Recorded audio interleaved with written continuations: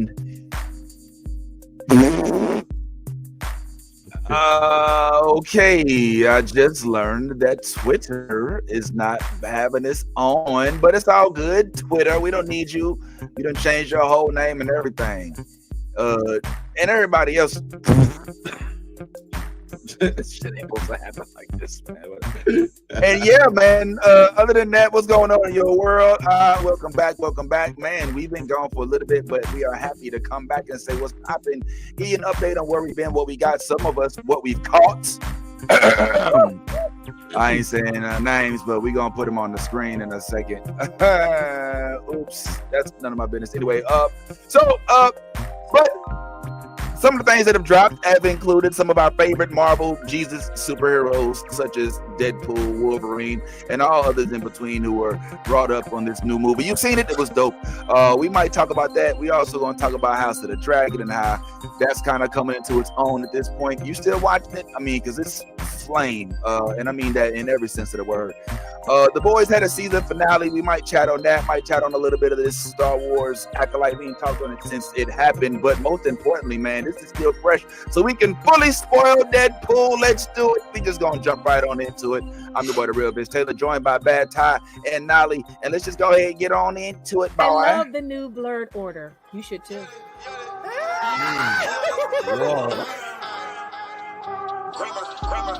Let me get all this 10P Wayne. All the niggas rapping about the same old thing. I've been coming through with the same old gang. Ain't shit changed except nine got a name. Got it out the mud but we got no stains. Cold ass bitch with a gold ass chain. The girl call me daddy, not my government name. Money on my mind, got them bands on my brain. Let me tell y'all about a nigga I know. The nigga stay clean so he always got hoes. Light skinny bitches like. Alrighty, so welcome back. It's been a nice little July vacay, but we back to discuss what we always do about this time. Good old-fashioned blurred shit. What's happening, y'all? Y'all all right? Yes, sir.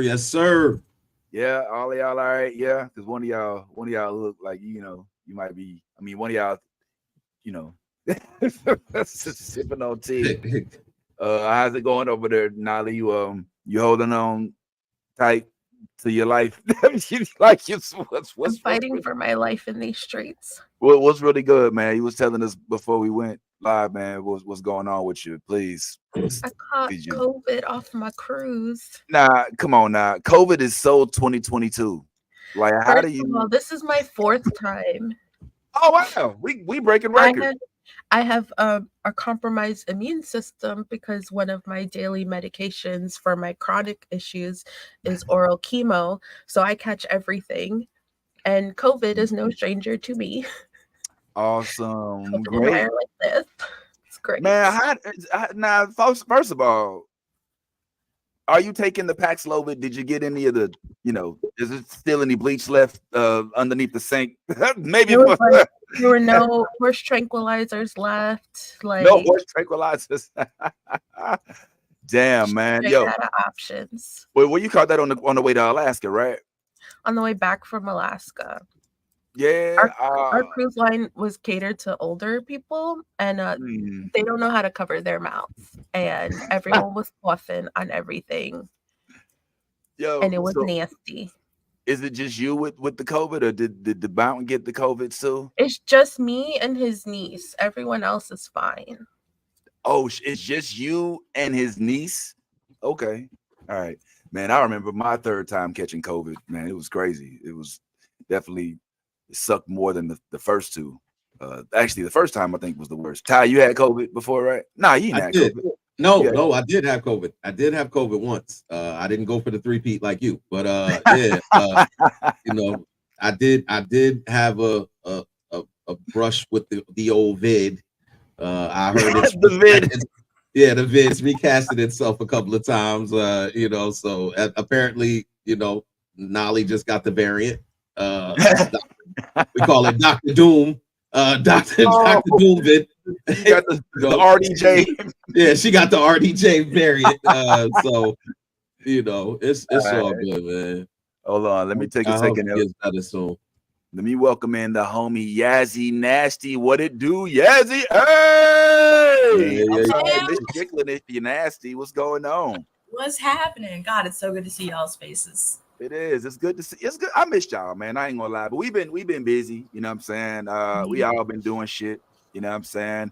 I saw Deadpool. We definitely gonna talk about that in a second. I Yes. just finished the Boys like a couple minutes ago.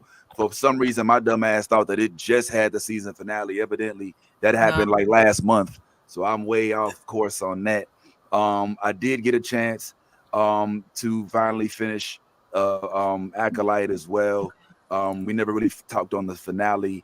But yeah, the Deadpool things definitely got me. I don't know, but I'm just eager to hear before we get into Deadpool what y'all been up to, if I'm being honest. Like, Ty, what you been? I know Nolly's been cruising with COVID. I can see the bumper sticker already. Ty, what you been up to, man? I mean, just recently getting prepared for my little ones to go back to school. Oh yeah, That's the hectic. It gets hectic around this time. So, just every day waking up, crack of dawn, trying to get them back ready because they've been on summer vacay and they've been living it up. Oh man, these kids been living it up, bro. Like they different. They did like I'm talking about my 7 and my 5-year-old. Like 1 or 2 o'clock in the morning, I'll hop up. They in the room just chilling. I'm like, yo, what are you doing? Mommy said I could leave the TV on. I'm like, all night, and you was up all night. So that's what I've been fighting with, is trying to get them to turn the TVs off, buckle down, and get ready for school. It'll be Eliana's first year in school. So I'm, I shed a tear when I took my little man to school for the first. I was like, I don't want to let him go to these people. I don't trust you. But now I gotta let my little girl go, and it's gonna be probably another little tearful experience. Oh man. Oh well. Hearts go out to you. StreamYard, hook it up, StreamYard. We got the thing. It's gonna do the thing. We've been gone too long. They don't show us that love no more. Nah, they don't show us that love no more. All right, they like, what the fuck you been, pussy boy? You know what I said? All right, anyway.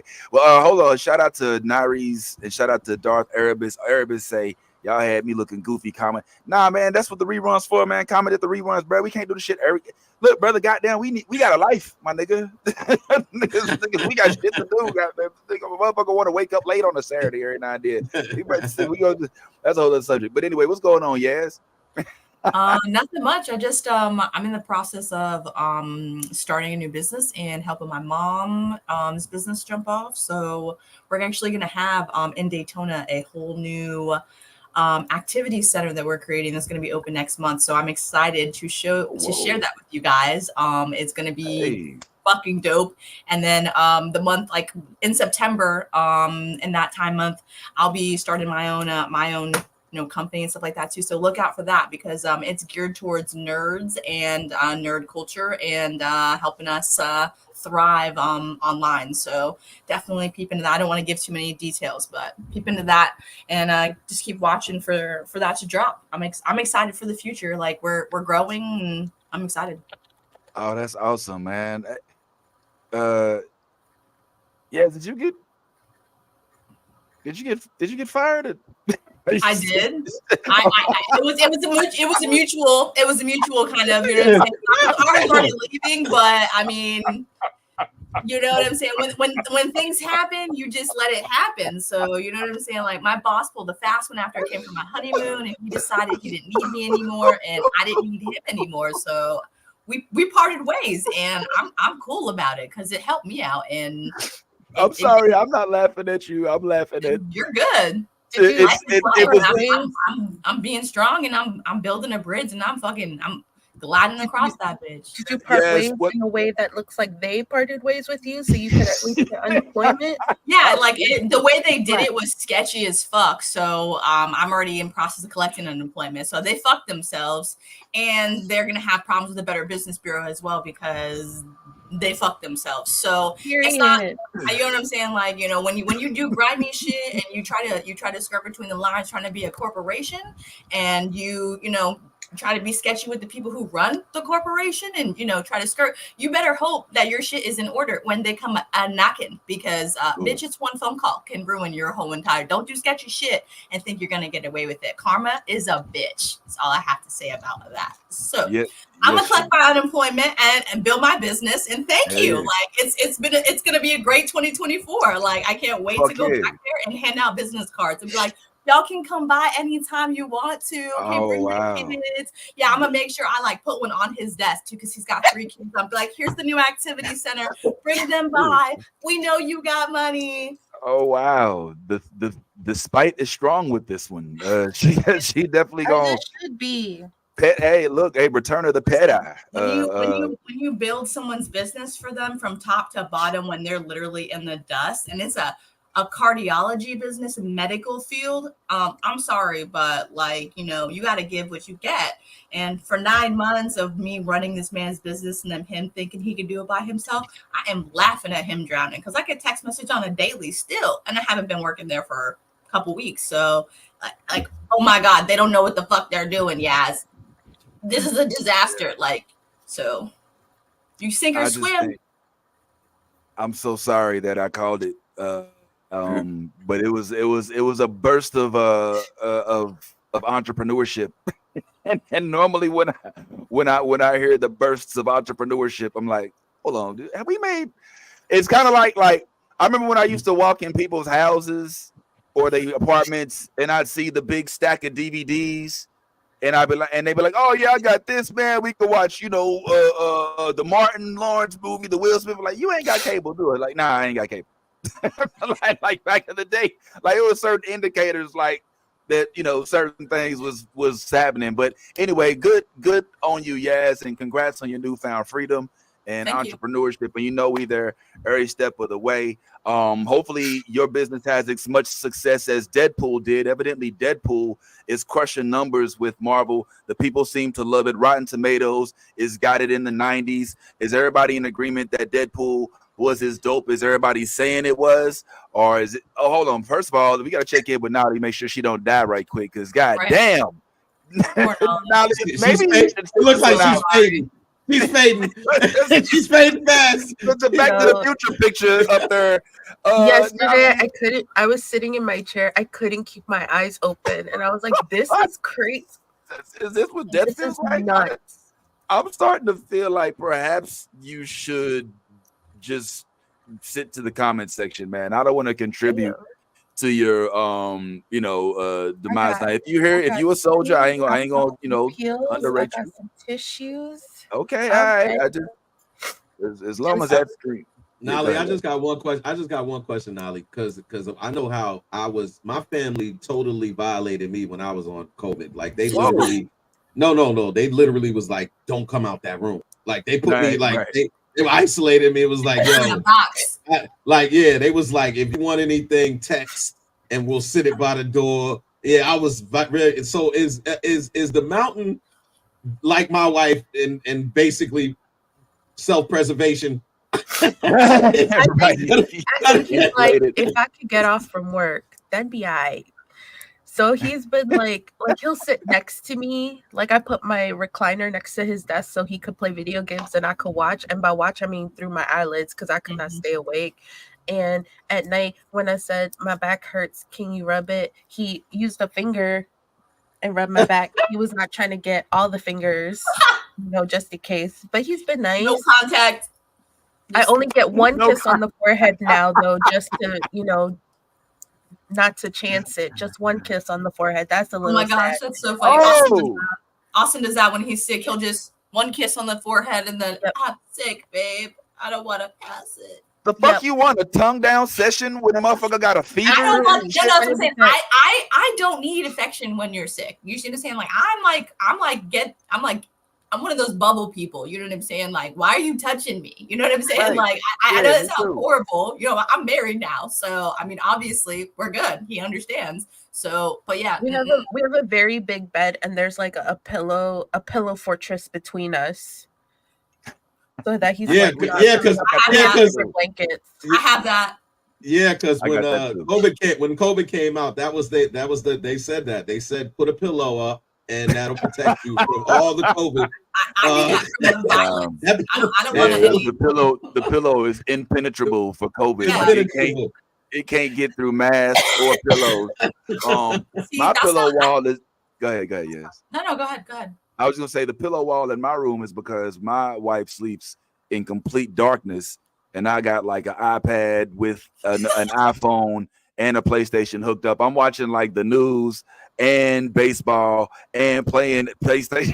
Like and I got the fan on. You know, a black man got to keep a fan by the bed and shit. So it's like like all night and shit.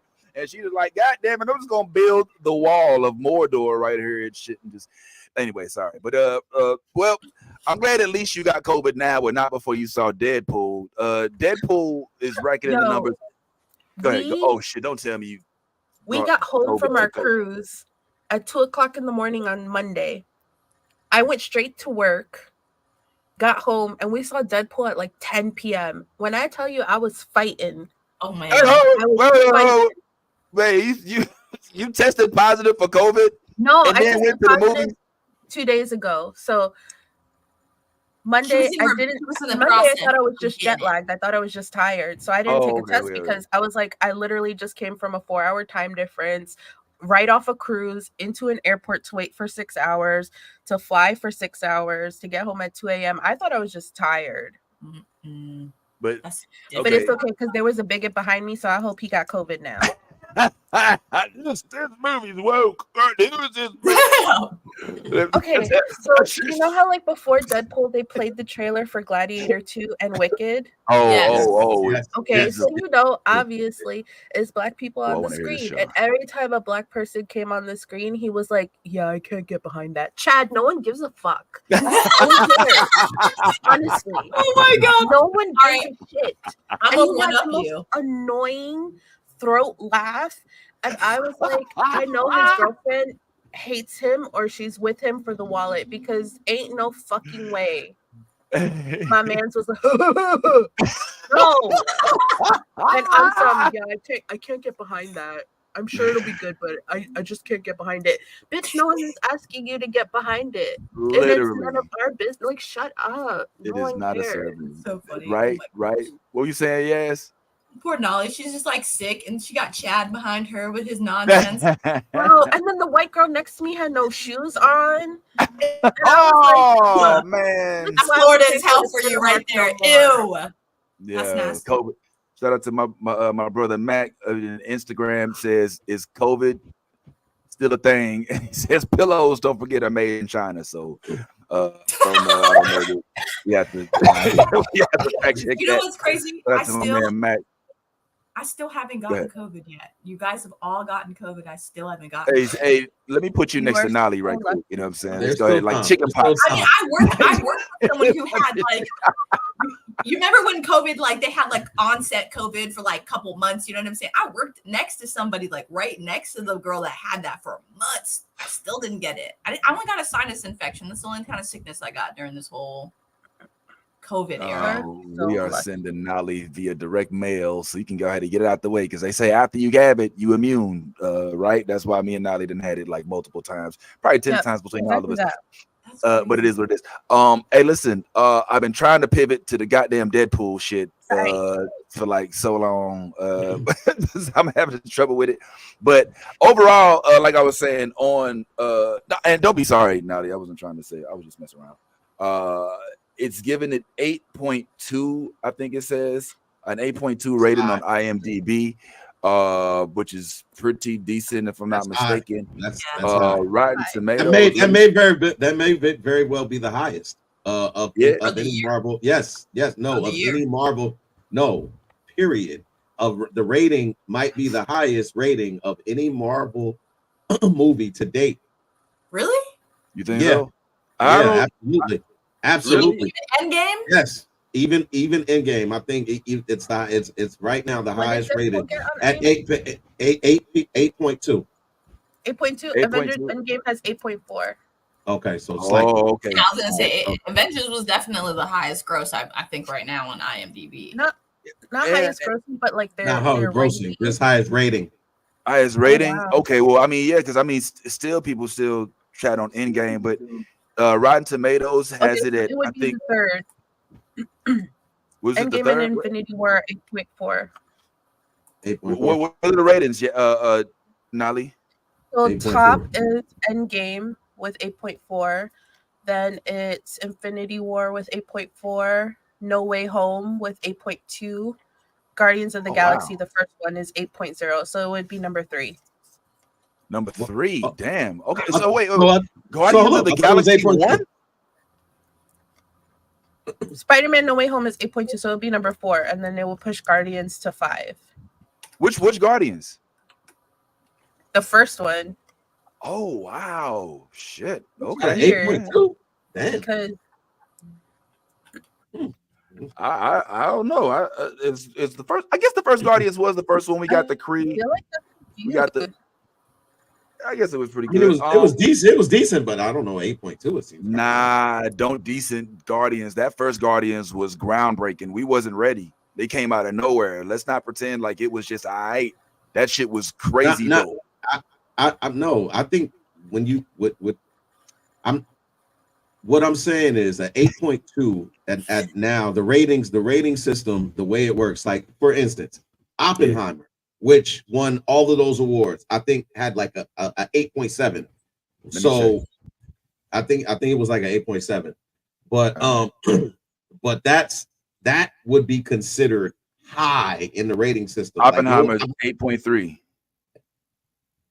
Well, all right, went down on IMDb. Now this is just IMDb, bro. I mean, there are other rating systems. You know, like I said on I just put up the Rotten Tomatoes. This is very good. I mean, the score on the right, the audience score is more important than the tomato score. The tomato score is that's for critics. The audience that's the one where people like us that are just watchers, not folks that get paid to give their. Well, I mean, one of those days we hope to join those ranks, but folks that just go to movies and just which I don't know, is that really a thing still? Like I feel like that's one of those jobs, you know, like night light street lighter, like that goes out the window. Like why like there's the internet now. Like why are people still paid to give their opinion like more important than mine? Remember when we used to get all of our ratings from Siskel and Ebert? Oh yeah, yes. Oh wow, I aged myself. Please, let's erase that when we post the video elsewhere because Jesus Christ, that was when you used to call the AOL movie phone hotline to get your movie times. Literally about to say that. Welcome to Movie Phone. If you know the name of the movie you'd like to see, press 1 now. To hear a list of theaters in your area, press 2 now. To hear the times for next week, press 3 now. Look how far we've come. I didn't hear that. If you know the name of the movie you like, bruh, they don't even get me started. Favorite part in this Deadpool movie, by the way, we go on full spoilers for those of y'all that haven't seen it and don't want to hear about it. Now's the time. All right, you've been warned. I fucking loved the fighting between Wolverine and Deadpool. It made the movie for me. My favorite parts are, I think my favorite part is the moment when Chris Evans came on the stream and they teased us like he was about to go Avengers Assemble. Flame off. He definitely did. That was funny as shit. Yo. Deadpool was like, hold up, what? He was like, hold up, what? I was like, yo, come on, man. They hit you right in the feels. Like, they went right there, bro. You know what I'm saying? Like, you know, when you saw Chris Evans turn around, you was like, oh, shit, Cap. Like, you did not think anything about no goddamn Johnny Storm bullshit, bro. This motherfucker said, you're going to make me into something. You say, yo. Oh, shit, he's going to say it. He's going to say it. Flame on. Wait, what? They said, we don't know this guy. We don't know him. That was the movie for me, bro. That shit was golden, that was golden, bro. Oh my god. Okay. What about y'all? What are some other moments that y'all was liking, man? Nolly, what you think? There's so many. Henry Cavill. Oh, Yes, thank you. I was just about to say that was probably my favorite. Was like seeing because him. we were in Alaska on a boat and we weren't in a port long enough to be able to go see the movie because we was trying. I was trying so hard to stay off the internet because I didn't want spoilers, and that's what got Right. spoiled for me. Henry Cavill's cameo. oh, I was a little sad, but wow. also I was like, "Hey, Daddy." But also, when they did comic accurate Wolverine and he was 5'3", he's like, "Look at you, my 5'3" king." Right? Yo, they made him look hella crusty with that, man. They could make an actual 5'2" Wolverine and not make him look like a Lego. You know what I'm saying? Like, He I looked didn't- like a but it was Lego. that was hella crazy. Shout out to Andrew Winfrey in the comments who says he's got to say his favorite part was Deadpool mopping the floor to bye and doing. Yo, he killed that. If I'm That gonna was say great. it to your head enough, I just want to. Yeah, that was pretty dope. That was pretty dope. I ain't gonna lie. What about you, Yaz? What you was feeling? There were so many great parts in this movie, like I'm not gonna lie. I definitely liked the cameos. I know there was like way too many to even try and remember all of them, but I did like seeing, you know, all the all the original, you know, X-Men inside there. Like, you know, and like the newer ones. I thought that was kind of cool. The movie, I think my favorite part of the movie was definitely the Henry Cavill. Like, I was not expecting that at all. And then when he was like talking to Wolverine and his claws came out, I just, oh man, I died laughing. But I don't know. There was a lot of great moments in this movie. I watched it last night, like at 10 o'clock after I went to Daytona Lagoon. So I'm still trying to like remember everything before I went to sleep. Cause I got home at like 1 o'clock watching it. Cause I was like, no, I have to go see this shit. And I didn't have enough time. But yeah, there was I think another moment was the end credits. Yes. So when Cap was going off, my mouth was like to the floor. I was like, holy shit. I think the pinnacle moment of that would have made it better if Deadpool would have been like, language. That would have probably been. I was like, damn it, that was a missed moment. You know what I'm saying? That was a good. Yeah. That would have been fire. But yeah, the movie was, oh god. I think the end credits and Henry Cavill were my favorite. I thought that shit was so funny. I was literally dying. Yeah, that was pretty flame. What about you, Ty? Oh man, I'm right with Yaz. There were so many flaming parts of this movie. I mean, the car scene in the Odyssey, when they started fighting, yo, like I was in the movie theater and people were going fucking crazy. They were laughing like this when Deadpool said, "I'm gonna fight you now." And they started fighting. Yo, shout out to Hugh Jackman again for like, yo, this dude embodies that ferocity that Wolverine possesses. And in that moment, you saw it. He was like, man, what the fuck? Yeah, it was like, oh yeah, word. And they went full on in that scene. And yeah. I just was like, yo, they're doing all of this in a car. Like, this is all going on in a car, out the car, in the car, out the car. So that was one of my favorite scenes. And then just the choreography in that final fight scene with Blade, Gambit, X-23, Elektra fighting everybody and just doing it in such a way that it just looked marvelous on screen. Right. I was like, this is hands down. And to me, and I told you this already, to me, this is one of the best choreographed Marvel movies ever. Like those scenes where again, Gambit is moving around, putting cards on each one of the dudes, and then I didn't like so much the boom part like that. I thought that was kind of corny, but I get it. That was. But Gambit doesn't Gambit do that? Isn't that a Gambit thing? He does that in the comics. Yeah, it's just corny hearing it come from Shannon. You know, it was very corny. How about his accent though? Like, what do you think about the? Can we give it up to him? because Give it up to him. Yeah, I thought it was good. He did way better than my bar was low, okay? It was to the ground. It was in hell even. The bar was in hell. Okay. And he surpassed those expectations. So I'm gonna give him a little bit props. Nah, I think it was funny. But if he ever showed up in an actual like I don't think he will. role of Gambit, I would be pissed because that shit was completely satirical. And as much as I don't harbor that same hatred for damn, I can't remember his name. What's his name again? The dude from Channing Tatum. Yeah, I don't harbor the same hatred that a lot of people do for him. I actually like him as a person, as an actor, and all that. But he's just not Gambit, bro. He just does not give me. Oh, sorry, didn't get the right picture. But he just does not give me Gambit. But it's hilarious that they played off the fact that he fought for it so hard. I don't know if y'all caught that. If y'all caught that part where he's like, yo, he says, what do they call you? They called me. He said, really?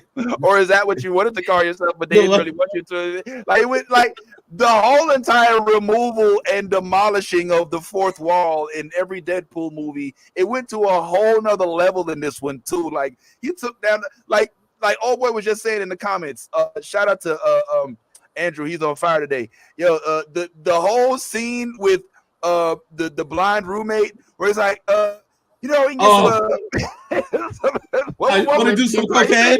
Yeah, right. She was serious about the cocaine. You know, Feige says we can't sell. Disco, like, yo, somebody need to pull up the transcript. Now they pull up the transcript. That shit was so funny, and it's all a direct shot to the Disney merger, and then like the shots that Fox took throughout the entire movie. Fox was completely riddled through Fox's body. Fox looks like SpongeBob at the end of that shit. And another revealing moment for me, frankly, by the way, I don't want to overlook this because you did jump at one of my other favorite scenes. By the way, did you all have moments in the movie that y'all screamed out loud? Yes. What were your screamed out loud moments? Oh, yes. Shit. All right. Here was my scream out loud moment, and you kind of already grazed over a little bit, Ty. But when this motherfucker showed up on screen, bro, I screamed out loud. I went by myself, you know what I'm saying? Because I couldn't wait for the fuck all that, but I got business. You know what I'm saying? And I was in I had, you know, I got 3 seats so I could do like this. You know? This is my seat. By the way, did y'all see what happened to from Salt and Pepper the other day as she was on a plane and she bought 2 seats from Southwest and somebody tried to use the seat next to her? She's like, nah, I bought this seat, and they tried to kick her off even though she bought the seat. Anyway, that's how I felt at this movie theater. Oh wow. Like, nah, man, ain't nobody gonna sit next to me. I bought 3 seats, even though it's really just AMC that I subscribe to. Anyway, so I'm watching in the theater, bro, and there's hella moments where people start to stand up and scream, and there's even moments where I didn't even recognize, like the dog. I don't know if the dog is a thing, you know, the Deadpool dog. Oh my gosh, yes, the dog. Yo, that shit is disgusting, but it's hilarious. but when goddamn Blade walked through the goddamn cave doors, bro, I was like, oh shit, like, because you know I ain't seen that in preview. Like I don't watch previews. You know what I'm saying? And I didn't watch the internet either, like leading up to it. So I lost my shit when I saw Blade. And the fact that he was like, you know, there's only one Blade. That's when there's only ever going to be one Blade. And Deadpool looks at the screen like, yeah. You know, that was one of my scream out loud moments. Marvel sucking right now. Oh, yo, the multiverse. Yeah. When he did that monologue to the screen, can't enough with the time shit. Like the whole theater lost it. Like when I tell you collectively, it couldn't have been written no better. I wish somebody was like filming that theater because literally it was like an eruption of standing ovation when he started roasting the shit out of the status of Marvel right now, which I think honestly is why we love Deadpool, because he's honest. Right, Ty? Yeah. I mean, when it comes down to it, yes, I mean, there's definitely no secrets in his universe. But I want to just also spotlight all the death that went on in this movie. apparently Ant-Man is dead. Yeah. Apparently Punisher is dead. Quicksilver's dead. Magneto's dead. The entire Fantastic Four is dead. like it's like there was so many heroes killed, villains killed, like Sabretooth gets beheaded in the very like with the I'm like, so Wolverine, you could have did this the whole time and never did. So you just like playing with Sabretooth. You know, like, so I was just like, this is, they went full on in, man, and just like all of the little, you know, drops that they gave you, and you know, just seeing Ant-Man's entire body, like when he's being used, that now they're using his skull and his skeleton as a freaking house. Yes, as a freaking house, bro. Like this is, I'm like, yo, I don't know if y'all caught it, but Scarlet Witch is also dead. There was a like little statue in the cave that you saw Blade and X-23 and Elektra, and shout out to them for bringing them back, yo. Like Elektra had a failed movie that, you know, that franchise like died with the first movie, and they were like, look, you know, let's give her a redemption arc, and here we are, you know what I'm saying? So Blade, I think Blade has made you know, Marvel maybe second guess their approach, and maybe they're like, yo, maybe we just go back with him, and maybe we just, instead of doing a Blade movie, I'm serious, maybe instead of doing a Blade movie, we just do a Blade series or something that allows him. Yeah, because Midnight Suns is still a possibility. And if that's the case, then this older version of Blade would be fine. Think about it. What do you mean no? They've already tried a Blade show. Sticky Fingers starred as Blade. They didn't start. Let's do it with Wesley Snipes, the original Blade. I don't think it's Wesley Snipes. Now, if we're talking like a Netflix series where it's Deadpool-esque and he's bloody, he's battling shit, he's gritty, he's rated R, I'm all for it, perhaps. Hold up, why do we have to go to Netflix? Because Disney is, as much as this movie may appear on Disney, I just don't think that Disney is going to leap to the opportunity to create the type of show that Blade deserves to be. That's what I mean. We integrated to Hulu though, and if you look at the Hulu shows, like the animated shows, like the nerd, like for example, Hit Monkey is a fucking, it's graphic, it is very adult, like, you know what I'm saying? Like that is grade A, like cartoon, you know what I'm saying? Adult cartoon. So why can't we have that now? We integrated with Hulu now, you know what I'm saying? Now we have, in Deadpool, he was the first to, you know what I'm saying, like break the wall, you know what I'm saying, and let us integrate into adult content that has cursing in it, you know what I mean? So I don't see why we can't, you know what I mean, integrate. But like I understand what you're saying though. I think cameos would be better for him. I don't know about a series or something like that, because like, you know what I mean, how long would that carry, and would it only be one season long? You know what I mean? Like, I mean, I don't think they're rethinking anything. I think that they gave Ryan Reynolds creative control over this movie. He thought back brilliantly as to what characters he could revive, even if it's just for a short period of time. Brought them back to the screen, and that was fun. But I don't think that this is going to like re-emerge, like some new vision of Blade's going to emerge. I mean, even though Blade right now is like a flapping fish on the goddamn on a pier somewhere, because it won't die. Like it won't get made, and it won't die. Like the directors keep switching out.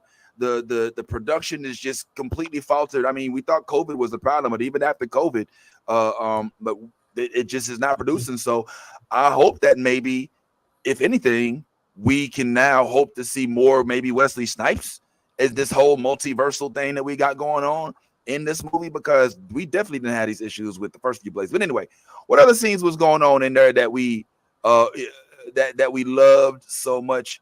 I gotta say, go ahead. The nice pool. Oh my nice gosh. Pool. Yo, that scene. The pretty boy pool with the man bun. That shit had me dying. I don't wear a mask. I don't need to cover all this up. Dirty. Yeah, that scene when he was taking his body, like when he got it filled it when because you knew once he got with the dog, like this is Regenerate. the setup when he said, yo, if something happens to you, I want to be the one to take. He said, well, what's gonna happen to me? He's like, a lot of things. A lot of things could happen. It's like, oh, and then when at the end when it's like, oh, this is my opportunity to get the dog.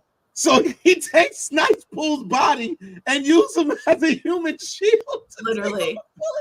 But the funniest part was when he found out that Deadpool couldn't regenerate. He didn't stop. Like, regenerate. He doubled down. He was like, you see that ice cream truck over there? It doubles as the end.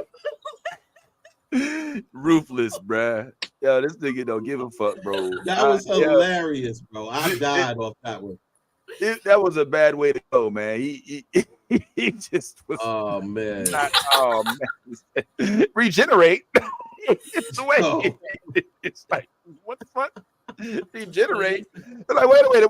What exactly is your power? If you're supposed to be a Deadpool version of, like, how would what? All right, which is also funny because out of all the Deadpools that they went through in that scene, he was the only one that couldn't regenerate. Only one, like, he could have chosen any other Deadpool.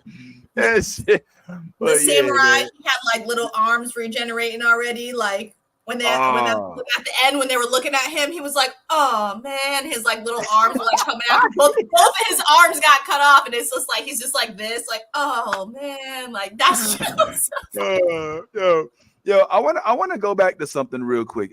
We touched on this, but let's just take a step back, if you don't mind, and let's talk about the significance of the Henry Cavill cameo. This could be very significant. We've seen, certain folks make appearances in the opposing. We saw basically like Pedro Pascal, was in the DC universe with Wonder Woman, you know what I'm saying? But now he's supposed to be evidently Mr. Fantastic. Is this is this indicative of anything? You skipped over Ryan Reynolds. Ryan Reynolds was Green Lantern. Ryan Reynolds was, but I feel like Ryan Reynolds made a full turn towards Marvel, and I thought that's something I also would like to discuss with y'all, was the end credits, not the end scene, but the credits, how it revealed that Deadpool was something that Ryan had in his crosshairs from Blade 3 and obviously from X-Men, which this is full circle if you think about it, because the first Wolverine Origins movie was basically centered around that facility, eroded version of Deadpool. And now for Deadpool to kind of come back and give another call, if you will, for Hugh Jackman, after Hugh Jackman made him the center focus and basically created the Deadpool that the world that we, the production that we see. It's the full circle moment. But I'm just really curious, Ty, you are one of the biggest Henry Cavill fans that I know within my personal life. Like, what do you think that this means for Henry Cavill? Does this give Henry Cavill new Marvel life? Are we now thinking that he could be Wolverine? Is he somebody else? Does Marvel showing us that, oh yeah, we heard the rumors and we see what happened to Henry and we want to capitalize? Or is just kind of like what they did with my man with Krasinski, where they gave the fans what they wanted for a hot second, and we're not to expect it again because we're never going to get the Mr. Fantastic we wanted. What say you? What are your predictions about this? Henry Cavill is the most sought after actor in the world. Everybody wants him, and I mean that, like, literally everybody wants him. So I don't think he's gonna play Wolverine at all. But I think just for the sheer reaction of the audience, this was brilliant.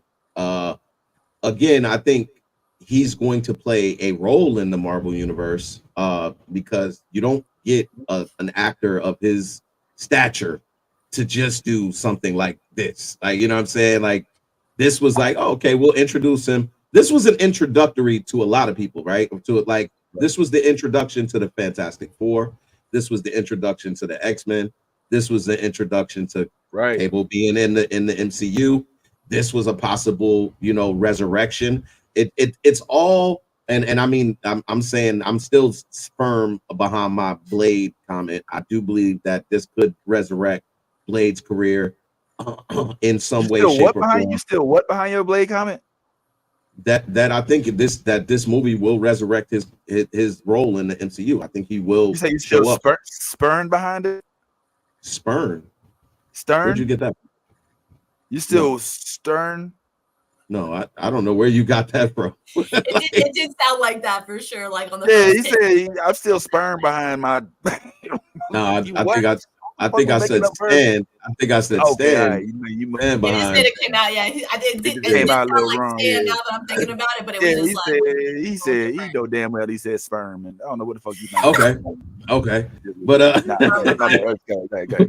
nah, but yeah, I do believe this was like this was the type of movie, because me and you talked about this. Like, this didn't really move the timeline or storyline of the MCU in any way. Like, this wasn't like, typically at the end of the MCU movies, you get the post-credit scene. It kind of leads into the next, phase of what's going to happen in Marvel in some way, shape, or form. This wasn't that. This was more of a here's the Fantastic Four, here's the X-Men. They now are part of the MCU. This is, like, this is the introduction of Wolverine, first part of the X-Men. We'll as the story, and now we know, by post and other comments from Kevin Feige, that yes, the Fantastic Four will appear in this, and yes, the X-Men will appear in this. So yes, this was all kind of connecting the Fox entities into the MCU, and that's basically what I feel like for Cable. Cable was just, they were like, all right, what are the things we could do in this to just get the fans to be like, ooh, ah moments. Everything is an ooh, ah moment. Because, like, it seemed like every time you saw something, you were like, ooh, then here comes another ah, and here comes another ooh. So I feel like the Cable moment, along with the 5-3 comic accurate Wolverine, these were all ooh, ah moments for the comic book fans and everybody, and the Cable fans, because look, man, Cable's a free agent.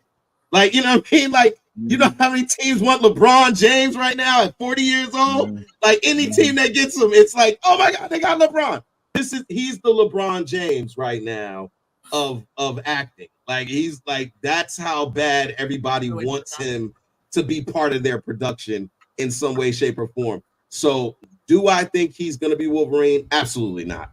But do I think he's now in the MCU? Absolutely. I don't know what part he's going to be playing. I mean, we've heard that he could be Captain Britain. I don't know how true that might be. But yeah, I think he's definitely got a role in the MCU.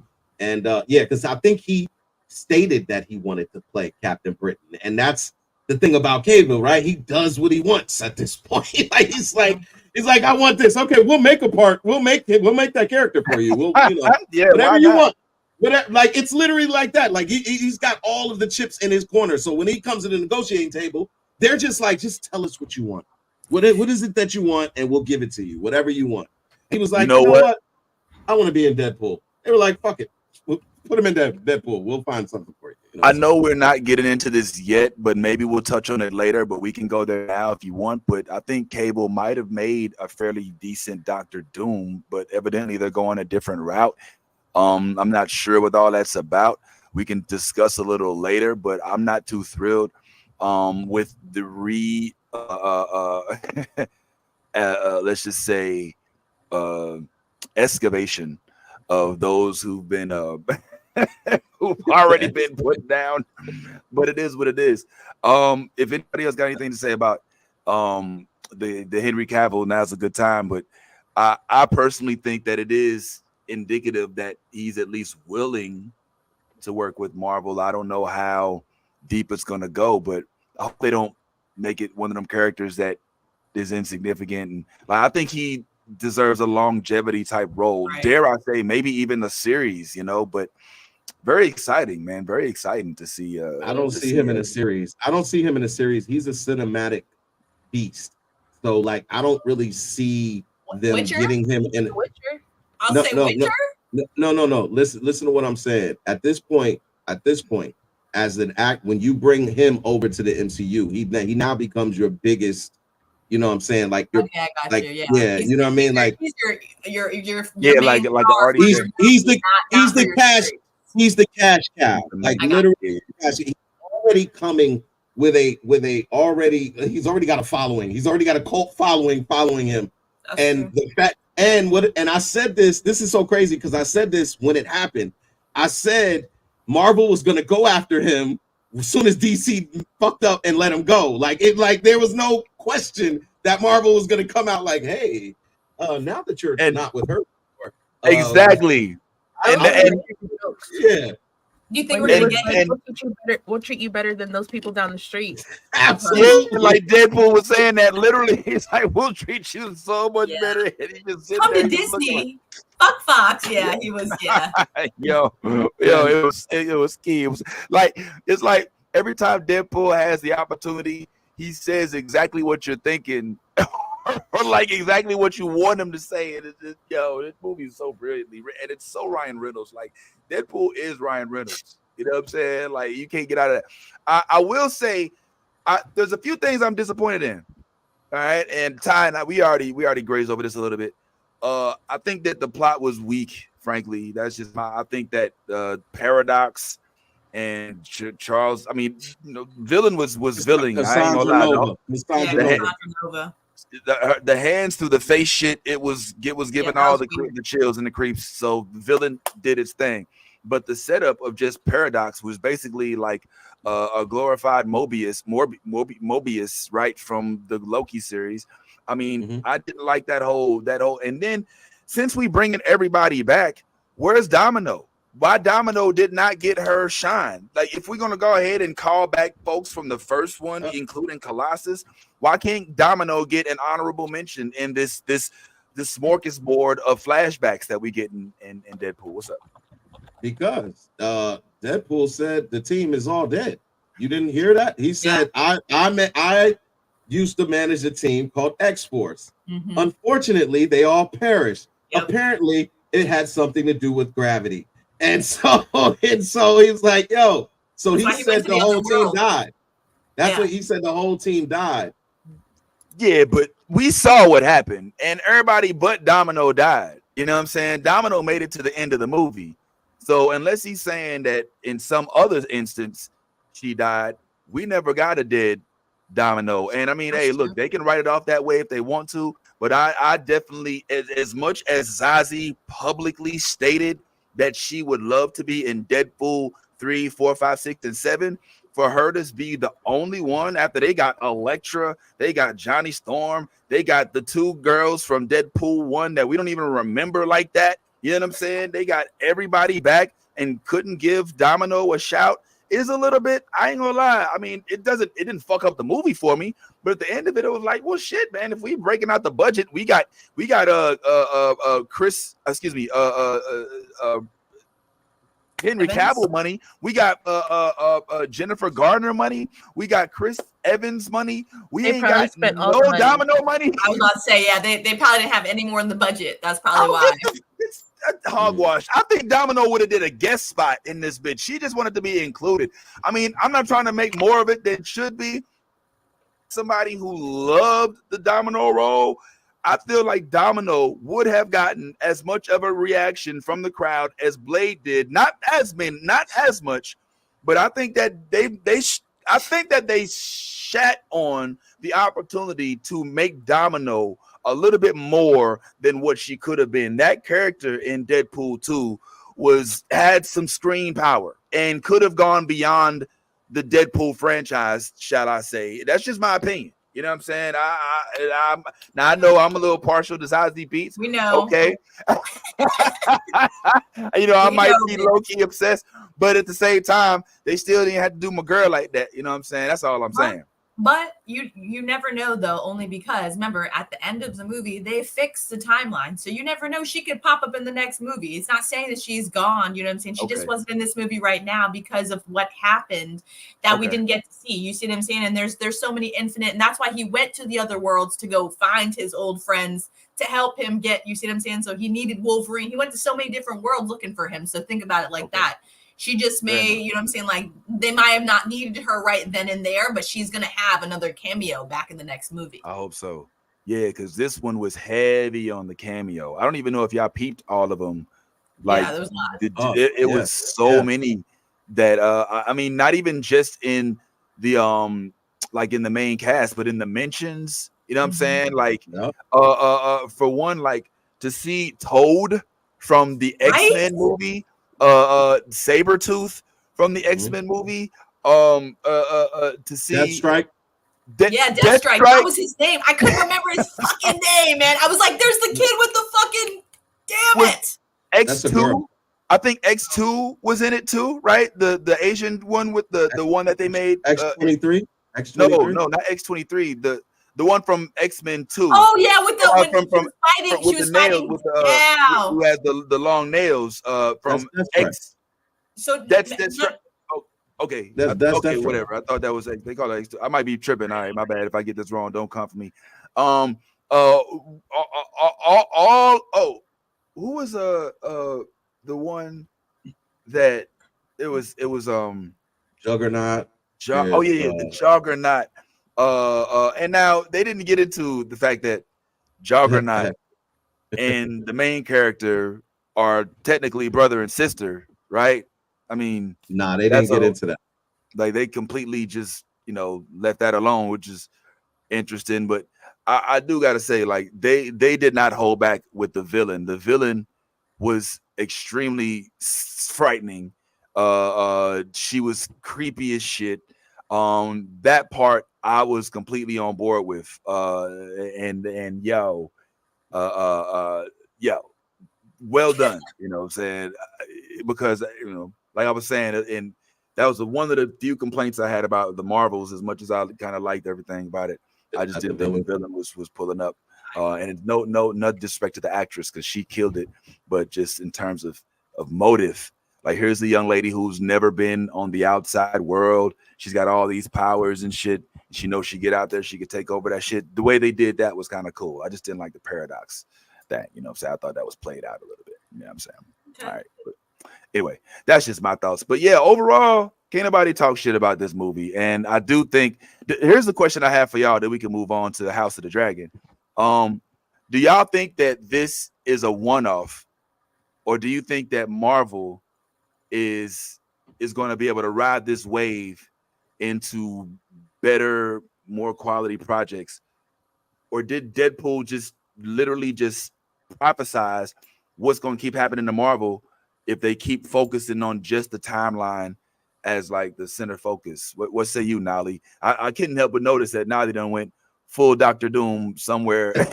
Like she just in the middle, she all of a sudden we come back, she's smart. It's a little feverish, no big deal. This is what happens when we have good writing, when we take time on things. And I feel like Marvel set up like an insane amount of pressure on themselves with these short timelines that they tried to fit everything into in all these phases, that we got a lot of lackluster, half-assed projects just to keep up with. And I noticed that they edited at San Diego Comic-Con when they announced what phase 6 would be after they changed King Dynasty and stuff, that they removed some movies and made it only 4 movies instead of like the 5 or 6 that it was supposed to be. I feel like maybe they've gotten the hint and they're going to put some effort into writing things better. Who knows? Maybe they'll take note. I hope they take note because I'm a little tired of these half-ass villains short story build up, one and done kind of things. Like, we know Marvel's an expansive universe, so like you could do so much more. And I feel like they're wasting things. Although I'm a little anxious about Captain America because you have Giancarlo Esposito and you don't Yeah, I even saw have him that. playing a good character. Like, he's playing Sidewinder. Sidewinder. Talent. Well, we don't know what that entails yet. I mean, Right. I was gonna say, what does that even? that doesn't mean that it's It not going to doesn't be have, good. and it doesn't mean it's not going to be bad. It is, but it's just like It's different. you sign these big names and then it just feels like a Yeah. waste to me. Like, there was so much Yeah. potential. Like, he could have easily replaced King. Like, why are you afraid to replace? Just replace the man. You know Like, they're we going to could have replace. kept the storyline, and now we're pivoting to something totally different, and we're getting half-assed things like Robert Downey Jr. as Victor Doom. And like, don't get me wrong, yes, infamous Iron Man is a storyline, but do we need that right now? Like, I feel like that's just prolonging the whole multiverse saga. Yeah, I agree. It feels long. I don't know if that makes sense. It just feels too long. Because now we'll have it for more movies. I just feel like we're reverting back to what we know instead of, you know what I'm saying, being experimental. Because like, if you really think about it, you know what I'm saying? Like, the original Avengers came out and it was a certain kind of cadence, you know what I'm saying? So, and that's what we fell in love with. And now that we're branching off and we're trying to be eccentric and have different storylines, different people come in and, like, you know, make it more of, you know, a multiverse. I feel like that's, you know, like Nali is saying, it's being thinned out in a way that it's not a fan service. It is more of, we just got to get this done so that we can get these people to pay this money to see this so we can get the next project out and we know how much the budget is. You see what I'm saying? So it's become more of a job than it has a fan service, you know, for the love of it, you know what I'm saying? And that's kind of been our problem lately, you know what I'm saying? And I get them going back to what they know. Robert Downey Jr., he was our first, you know, our first main pinnacle, well, other than Blade, obviously, you know what I mean? Like, Marvel character that took off and we ran with it for years. So we're gonna go back to it, but I don't know. I feel like maybe with this infamous Iron Man story, I don't know. I feel like there may be some characters in there that we were maybe we didn't even know, you know what I'm saying, that like he interacts with in that world, and maybe that they light and we could fall in love with them. You never know, you know what I'm saying? So maybe that's technically yes, because Feige said that we'll get the Fantastic Four in both of those Avengers movies, and the Fantastic Four are going to be based in the same Earth as Deadpool and Wolverine, which is Earth 10,005. Whereas all the rest of Marvel is Earth 616. So I get, like, you know, crossing timelines and things like that and meeting people we don't know, but we'll see how it's executed. I feel like they're going to leave the Kang storyline hanging and we're not going to get any closure on it, and we wasted so many phases building it up. We did. But just with for them to Loki, that was a whole waste, that series. Now that you think Loki was a waste? We don't have Loki anymore. We don't have Kang anymore. That was the whole point of the fucking series of Loki, was like figuring out who the fuck Kang was and how to defeat him, and like, you know what I'm saying, how he messed with the TVA and everything like that, you know, and like created it. So now he's got a point. But we did get Loki, the Time Lord, the Time Wizard, or wherever the fuck he ended up, the Time Mayor, whoever he is. You're right. And also, I want to just step back. As much as I agree with y'all about the wasting of our time with not moving forward with the Kang dynasty, I do think that they was already weak on that because of how they allowed Ant-Man to end with Kang being defeated so easily by one of the weakest Avengers. You know what I'm saying? Yeah. So I don't think that they was handling that right, even when it wasn't even in trouble. You know what I'm saying? So, but I do think that the Robert Downey Jr.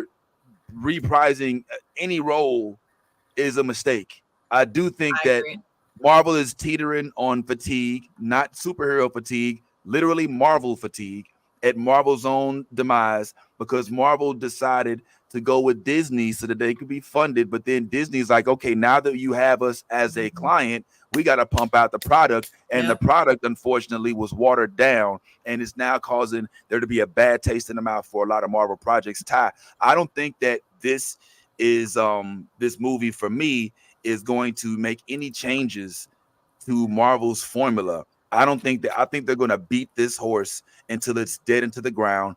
Whereas I think people like me and you would like to see more Legion-esque type projects, more. You were talking about the choreography in Deadpool. I still think that it doesn't shine a light as good as it was to Shang-Chi. We want more Shang-Chi. Shang-Chi was fresh, new. We wasn't getting overexposure from that. But I feel like in the next few months, when they start rolling out these Robert Downey Jr., recycled, energy, I feel like it's just gonna get a collective eye roll from the Marvel public, and we'll see it in protest, but we're gonna shit on it. What you think? I think that if we all step back and pay attention to what's going on, right? There is a shift going on in Marvel right now, and the shift is that they're doing something that they weren't doing before, which is we're going for extremely good actors now. They pulled in Pedro Pascal, they pulled in Robert Downey Jr. back because, again, let's not front and act like he did not play the hell out of Tony Stark. He did. And let's not act like he's not a great actor. He is. They brought in Giancarlo Esposito, who is a outstanding actor. They brought in Harrison Ford, who is an outstanding actor. They are bringing in outstanding actors instead of just bringing in regulars and making them into the these huge names like Chris Evans, who was a decent actor but kind of blew up from the Captain America position. Right. The Thor, he was a decent actor but blew up by being Thor. But now we're bringing in names that are already big. You got a Pedro who's just coming off of Last of Us, who's also coming off of Mandalorian, who's already got a cult following. You bring in Henry Cavill, already got a built-in cult following. What they're doing now, I think, and you saw it in this movie too. So Ryan Reynolds, let's not front like Ryan Reynolds is not phenomenal at what he does. This, his delivery is what makes Deadpool pop on the screen. Right. It's that Hugh Jackman. That this is another huge actor who is now back in the MCU. This is the shift that you're seeing now that Disney is taking over. Disney has opened up the pocketbook and they've told the Marvel, go get whoever you want, whoever you feel you need. And what you're going to see is you're going to see a lot of these actors take over these roles where the writing is not phenomenal. Nobody's sitting here going to say that the Marvel's about to start writing these amazing stories. No, I think they're going to continue to put out the same type of works, but now the difference is you have individuals that can come into those roles and give it that needed oomph to get them over the top. And I think that's what you're going to see. This was what Deadpool has opened the door to is, look, we don't have to take ourselves so seriously. Let's listen to what the fans have been telling us, because a lot of this is fanfare. All of this was fanfare. This whole movie was for fans. It was for those strict comic book lovers that are like, Marvel never follows the storyline. They're always twisting things and da-da-da-da. They was like, all right, we'll go ahead and address that. We'll address the people that have been complaining about the multiverse not working. We'll address that. We'll address all of the things, and we'll do it in a satirical way to where we can laugh. We can show you, we can laugh at ourselves too. We're not going to take ourselves that serious, but we know we need to fix some things, and this is the steps that we're doing. So if you really pay attention to what Disney is trying to do with Marvel, they are allowing Marvel to have access to things that Marvel may or may have not had access to before. So, like, I'm not saying that Marvel doesn't have money and MCU doesn't have money, but they weren't willing to spend it. Right. You know what I'm saying? So now you see a Pedro, because Pedro's a huge actor to attain at this point in his career right now. Yeah, So to bring him in as Reed Richards, Cavill, again, another huge actor, to be able to bring him into the MCU, Hugh Jackman, getting him back in the MCU, you know, and like I said, the other names that I named, Harrison Ford, Giancarlo Esposito, Captain America, I think is going to be really good. I've said this. You got me on record saying this. Yeah, I think it's going to. I think it's going to be really good. I think because each time they do not spare the budget on these movies, and this time you have a supporting cast that can really affect the storyline. When you got Harrison Ford appearing as the Red Hulk, that is a new entity inside the MCU. So again, I don't know how long Harrison's gonna be able to play that part because he's like 150. But you know what I mean? Like these are the things that if we just step back and look at what's going on, you can see it's a slight shift. And I hope that this Deadpool movie was what we needed to see, that Marvel has the ability to put something good together. You think so? Go ahead, yes. No, go ahead. All right, well, real quick, I just want to challenge everything you said because I just think that it's completely wrong from where I stand. And here let me just give you my version of it. Like I hear what you're saying, like, oh yeah, Disney, they're now willing to throw more money at more high caliber actors, but the back of the foundation of Marvel was built off of the lower named actors. Like the better movies and better shows and the better productions came from people starring in the starring role that were not the A-list. We didn't know Charlie Cox like that. You know what I'm saying? We didn't know Liam like that. We didn't really know Chris like that. But when they came out, we was like, holy shit, this production is dope as shit. If we start focusing on the actor bringing people to the actual theater, I think that is the wrong way to go, and I think that will cause for Marvel's demise. I think that is completely wrong. Actually, I honestly feel like, let's look at this.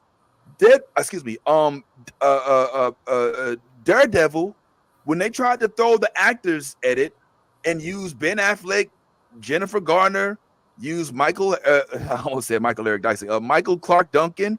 All right, these actors that had names, but they put that shitty ass movie together. It didn't do shit. You take Charlie Cox, a young lady who we didn't really know like that, put her as Elektra. I don't even remember her name, unfortunately. And then you take Vincent D'Onofrio, who was he's out there. D'Onofrio. I always want to say DiGiorno, but I see his name. It's not delivery. It's Vincent DiGiorno. I feel like that yielded a much better product.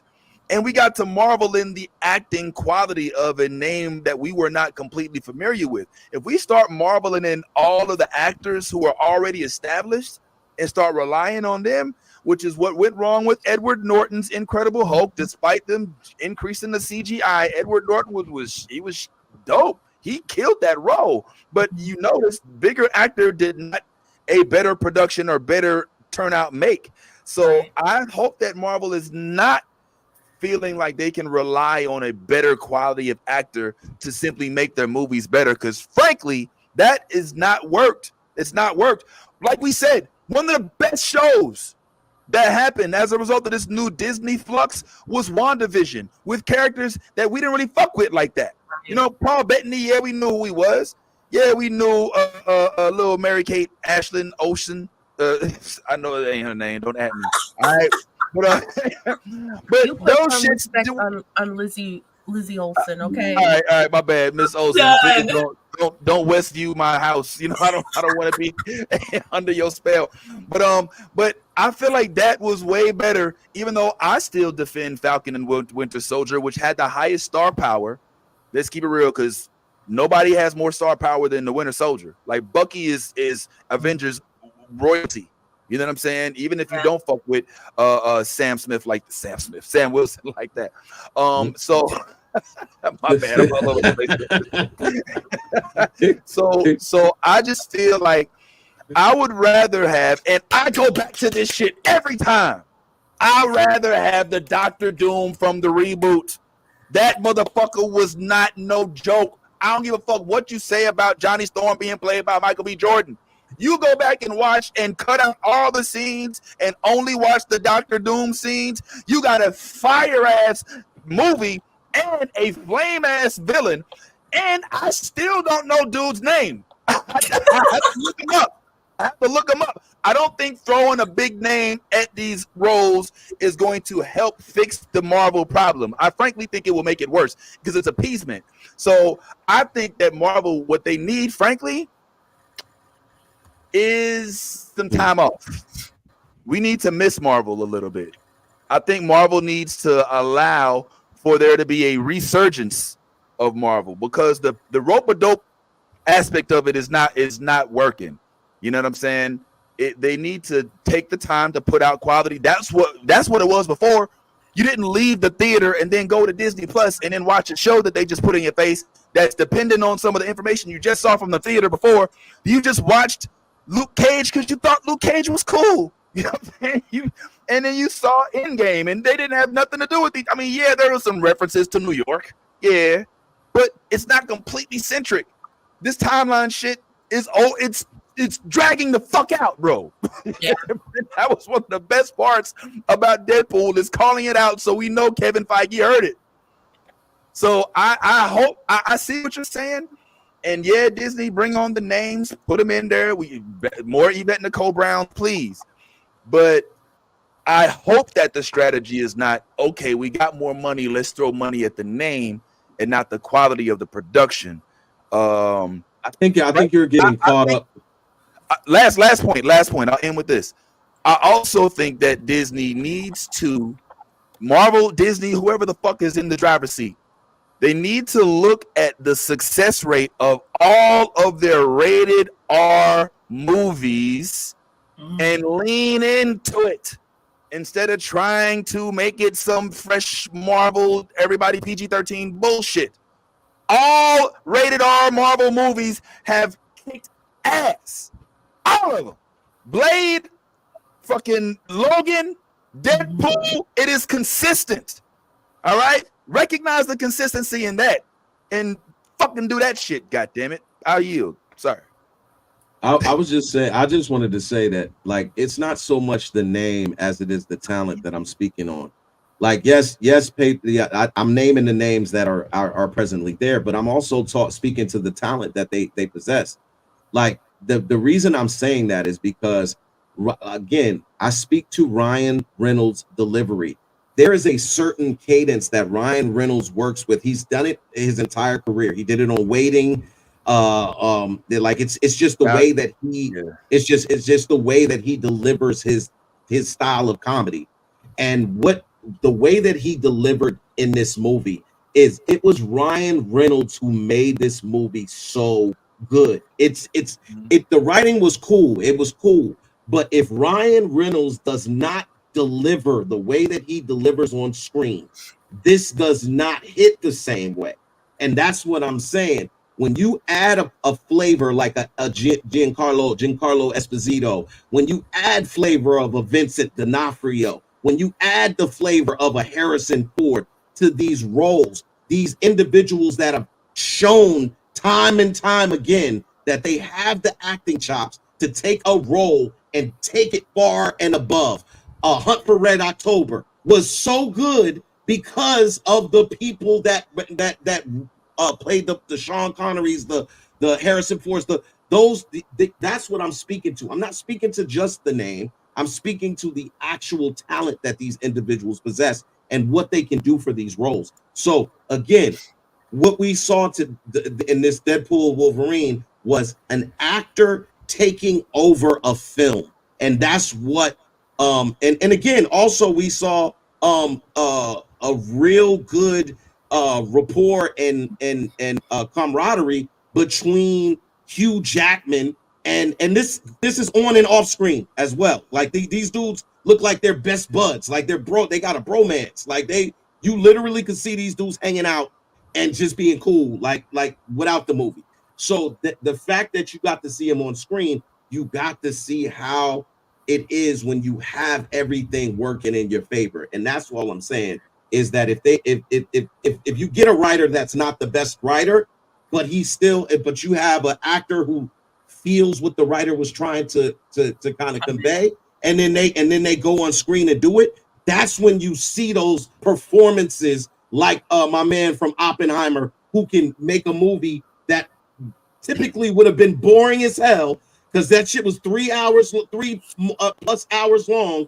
Make a movie interesting by your acting. These things make things interesting.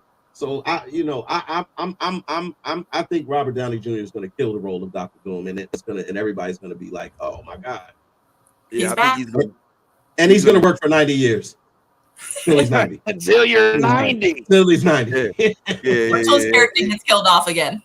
Yeah, he's gonna kill the excitement. Is what he's gonna do, is because motherfuckers is gonna be like, this nigga again. Like, I thought we killed him already. You know who they should. But you said you said you were in the right direction. You know who would have made one of the, because there's a couple of them that we've already talked about, but who would have been the perfect Dr. Doom is Cillian Murphy of Peaky Blinders fame. Oh wow! Holy fucking shit! The dude looks psychotic in real life. Yeah. Okay. He brought the Scarecrow, even though he didn't get his flowers, and Batman Begins to life. All right. I still can't get him plugging that lady eyes out and 28 days later out my mind. That shit will stay with me forever, like the train that the lady got hit and banned for television that I saw in college that has never left my brain. Cillian Murphy. If they got Martin Downey Jr., if they got Robert Downey Jr. money, then I feel like they could have goddamn Cillian Murphy money. I just don't. I think if they find a role, a serious role for Cillian Murphy where he could be nominated for an Oscar, he would jump at it. Dr. Doom! Victor Von Doom, he's Irish. He's Irish. No. I know Von Doom's German. I know, but yes, he could do a better accent than goddamn RDJ. RDJ is now going to sound like Sherlock Holmes and shit. I don't want this. I want some authenticity. I'm sorry. I don't like it. I don't like it. I'm mad at this decision. I'm so pissed off at Jonathan Majors too. You ain't have to do that, bruh. All the sisters in the goddamn universe. And you going out there, I should sick Dr. Umar. You killed Marvel. And Marvel Jesus ain't going to bring it back. Sorry. Marvel Jesus. Hey, real quick, man. We talked about Deadpool for way over an hour. Yeah. We try to be better with time. Look, we're going to talk more Deadpool. If you've seen us, we're going to be gaming and stuff. We'll be back and all that. But we try to work on time and shit. So we got to talk about House of the Dragon. I ain't even trying with the goddamn this is why I don't smoke during the show. This is what happens when Vince takes 2 to 3 weeks off from it. It's got to get y'all got to get him a chance. Give him a chance to warm back up. He's got to warm back up. Y'all didn't ever ask me about my weeks. I asked all y'all what y'all did. Y'all didn't ask me shit. I ain't get to tell y'all nothing about my little pictures look travels. really cool. Man, I know what you've been doing. You just been watching them losers. Oh, whoa! What? We can't do this right now. It's the wrong format. Wrong platform. It's the wrong platform. But let me just say, go Yankees. Yes, please go away, because that's what the Orioles got y'all doing right now. Anyway, y'all scared and shit, man. You lucky Jazz came to town because y'all needed some flavor. Anyway, we'll talk about that later. I was able to go and bring the family to Europe. Did me a whole National Lampoon's European vacation, and I hope that stays with them. We got to see the Eiffel Tower with the rings and all of the setup of the Olympics over there and shit. So that was pretty cool. And then we dropped them motherfuckers off, and the wife and I went to Central America, where we participated in white people activities, which I know I got to be real careful about that shit. I'm about to say every time you I know I'm still recovering from. like every time you do Caucasian shit, you get hurt. So be I careful. do. I know. Yeah. I know. This time it wasn't my fault though, because the wife actually coached me into it. She wanted to do that. You ever do that swing thing that they drop you down and shit, man? So she signed up for it. She signed up for it, but she's like, "All right, you go do it." I was like, "I didn't sign up for this shit." You know what I'm saying? She's like, "Nah, you do it because you give me strength. you give me strength. I ain't no bitch. I ain't no punk ass. I know punk. Remember Rush Hour? I know punk bitch. I know punk bitch." So yeah, I did that shit. That shit was crazy, man. Got to see Pamela. Did a couple things, but my favorite part was taking the kids once again to a Rays game. But unfortunately, the Rays and the Marlins, they done traded away everybody before I got there. So nobody there to see. They done traded away the whole team. But that's a whole other subject. Anyway, that was my time. I also finally, when I got back, because they don't let you watch everything in every country, got a chance to see House of the Dragon, where I caught up finally to the finale most recently. And I gotta say, the finale's tomorrow. Yes, tomorrow. The final finale. They actually have a 2-part finale. And yo, this season is seasoning. Nally, no? Nally, objections? Talk to you. I'm liking everything, but I'm getting so bored of Damon playing Luigi's Mansion. Yeah.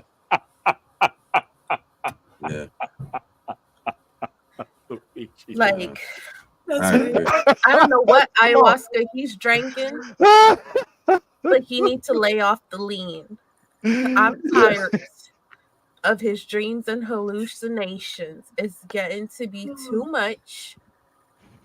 He's at Winterfell, though. He's not at Winterfell. He's not. Yeah, he's not at Winterfell. Are you sure? Yeah, he's at absolutely. What's it called? The Herondal. He's at Herondal. I know, but doesn't it turn into Winterfell because look at the trees? Herondal is in the Riverlands, and Winterfell is in the north. Okay. I know that didn't say much, but it said everything. Okay. Jacaerys went to Winterfell. Yes, and he went to the wall. Yeah, and to the wall.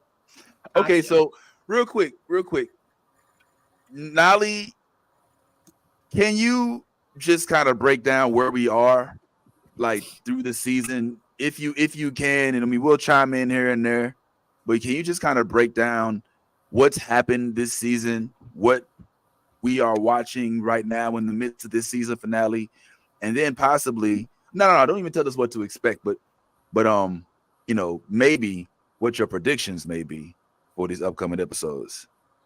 So boom. What had happened was. All right, first of all, do you have enough breath to do this? Because I forgot. I'm about to say, take your time. Take your time. My bad, I forgot. There you are. She got the mask. All right, go ahead. If you can. Oh no, she muted. Okay, this season, Rhaenyra is trying to avoid war because everybody gonna die. Because dragons don't play that. Right. So she's doing everything she can to, even meeting Alicent, that was brave. She was brave, to try and talk some sense into her. And Alicent felt real dumb because she was like, "Oh, not that. Oh shit, I fucked up." Well, okay. And then it don't matter because Crispy Cole is too big for his britches now, and he's making all these war decisions. And my man's he's not fit to be king, so he lets him do whatever. And so Crispy Cole is out here taking little cities and building an army because he thinks that he's some sort of war genius because he got his little hand of the king thing going on. And he's just making all these decisions and plotting with Aemon to use his big old dragon to try and sneak up on these hoes. He's successful sometimes, but then the queen that never was but should have been, Rhaenys, was like, "Nah, fam, I'm here to stop that." And they went tit for tat. So we lost a dragon. And then King Aegon also got hurt. And now he's looking crispy. than Crispy Cole. Lost 2 dragons, by the way. 2. Yes, lost 2 dragons. And so now Rhaenyra is like, well, we definitely go to war, so I need more dragons. So she's like, you know what everybody's got that we haven't used yet? Bastards. So she was like, you know what? That 1-drop rule, I feel like that shit was fun. So she gathered all the bastards that she could and was like, on some Tyra Banks shit, I have 1 dragon in front of me. And I need you guys to smize for your life. Which one of you will be the successor? And they're like, oh, what do we do now? And then she just walks away. And then she's like, okay. So then a massacre it was an all you can eat barbecue. It was an all you can eat barbecue. But 2 bastards, bless them in their 1-drop rule, remained victorious. Hugh the Hammer, which I want to know why they call him. I know he's a blacksmith, but I'm sure the hammer be hammering. Okay, he's handsome. He's definitely the Dem Dragons version of Thor, because look at that old man. Look, he could get it. Anyway, I know he moisturizes. And then they got the other guy, Ulf, who just spends his life in the bar bragging about how he's a Targaryen bastard. And then when time comes up, he don't want to show out, but that's okay because that dragon Shrek and donkeyed him and was like, hey, you want to be friends? And then he passed out and then went for a ride. So then Aemon was like, not you riding in my city, in my streets? Disrespectful. So he hopped on his big ass dragon and tried to follow him, but Rhaenyra was waiting with her dragons on the island, and it was like, come on, we not gonna jump you. But Aemon was like, nah, and then turned around, and that's where it left us. Anyway, that was as best as I could do. Nah, that's what the well done. Yeah, Well done, Nolly. Made that into a whole hood play, yo. I felt every show. I think we're gonna get lots of deaths tomorrow. Yeah, deaths. Yeah, you're right. You're right. It'll be great. But hopefully, no one's super important. I hope they save that for next season. Bad Tie, I both thought of something. Go ahead, Bad Tie. Yeah. I definitely think there's some people that are important, and I would say that the whole family is pretty important. Adam and Alan, because they are the only Black people that. Is it Adam or Adam? I think Adam in particular. Adam now is the only black man alive riding a dragon. Right. And the only person alive whose dragon just came and found him. The other one did too. Down. No, what other one did? Well, he didn't find him. He didn't find him, but the dude with Olaf. Oh no. This is different. Olaf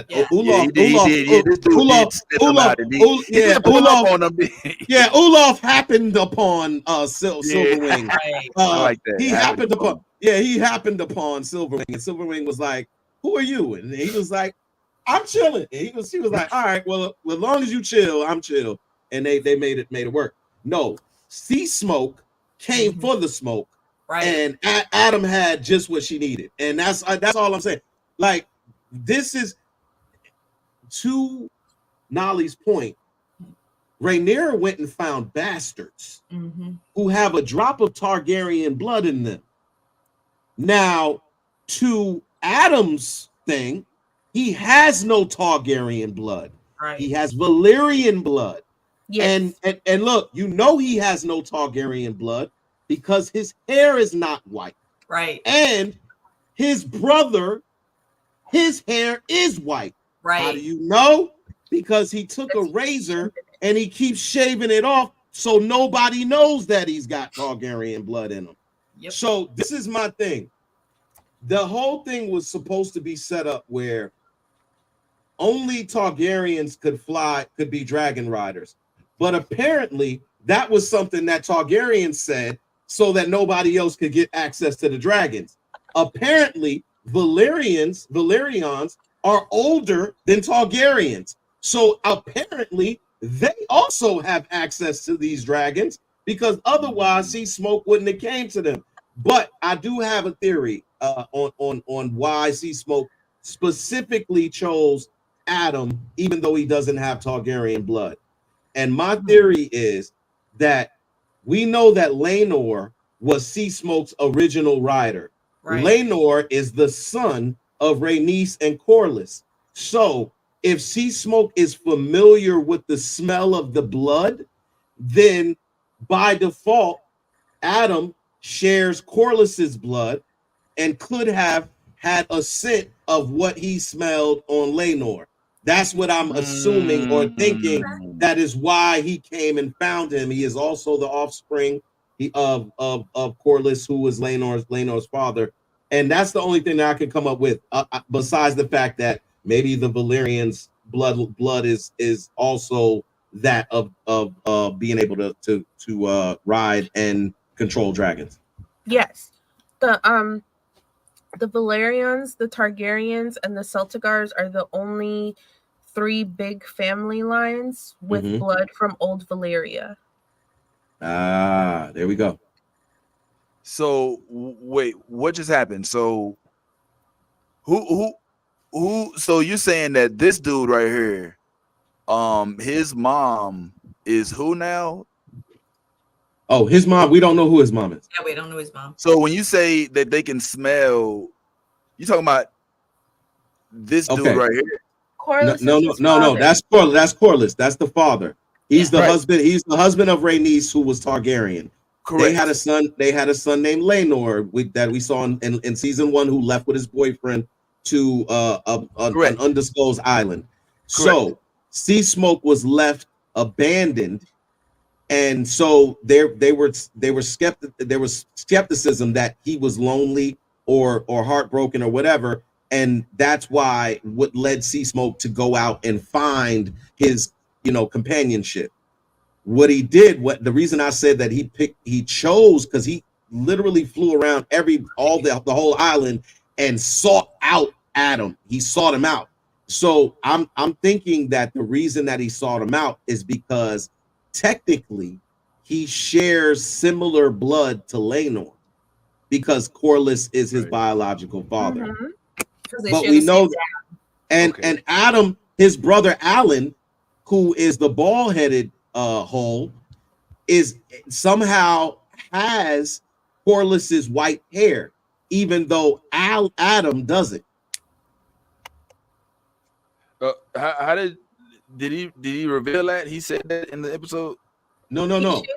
He was shaving it off. He shaves it. He shaves his head, and what they showed you was on the razor. On the razor, he had white. It was white hairs that he keeps shaving, so nobody knows that he's Corlys' son. Oh, but Adam and Alan are both biological brothers. Yeah, different mothers. No, same mother.